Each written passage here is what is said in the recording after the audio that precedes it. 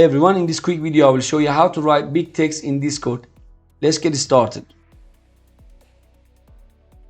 So to write big character or bold text, all you need to do, put hash key before the letters that you want to type. Once you put the hash key, you need to put a space and then type the word that you want, then press enter. It's also possible to use for characters. But in case if you're unable to write in big letters, there are two methods that you can try. The first one is Microsoft Store version, which is more stable.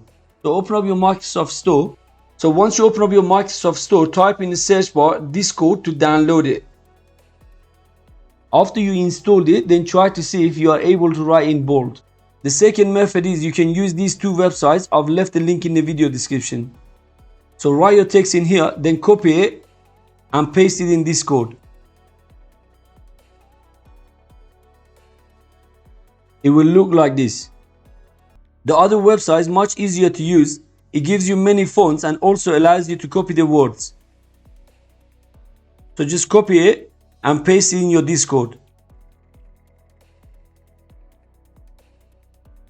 Hope this video was useful and thanks for letting me know in the comments below. And that's all. By the way, if you haven't subscribed to my channel yet, please consider supporting me and subscribing for more videos. Thanks for watching.